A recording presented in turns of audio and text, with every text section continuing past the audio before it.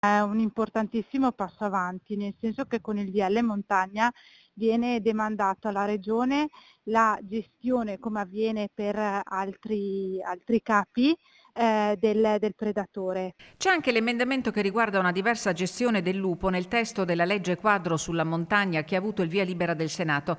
L'ha presentato Maynard Unwalder e tra le firme anche quella del senatore bellunese Luca De Carlo. Sicurezza e tutela della pubblica incolumità allo scopo della modifica approvata a Palazzo Madama, che prevede che con decreto del Ministero dell'Ambiente, d'intesa con il Ministero dell'Agricoltura, si definisca annualmente su base regionale o delle province autonome il tasso massimo di prelievi, tale da non pregiudicare il mantenimento in uno stato di conservazione soddisfacente della specie Canis lupus.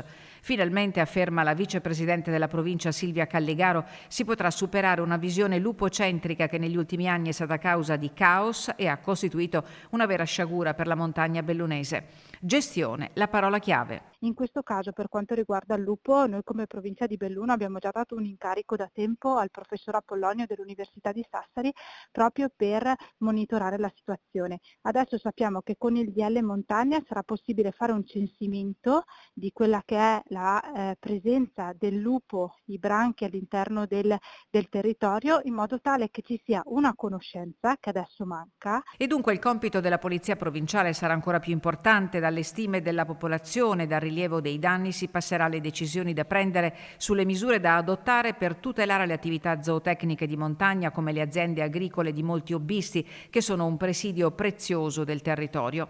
Un'accelerata dopo il declassamento dello status di protezione del lupo da parte dell'Unione Europea, che ha gettato le basi per una modifica delle norme nazionali. La provincia opererà in contatto diretto con il Parco Nazionale Dolomiti Bellunesi, che da anni è componente del team istituzionale del milionario piano europeo Life Wolf Alps. Molteplici le aree di intervento, dalla divulgazione alla ricerca. È dello scorso settembre la notizia della cattura di una femmina di lupo nella zona gordina del parco, che è stato radiocollarato proseguendo il progetto di ricerca avviato nel 2022 per lo studio del comportamento del grande predatore.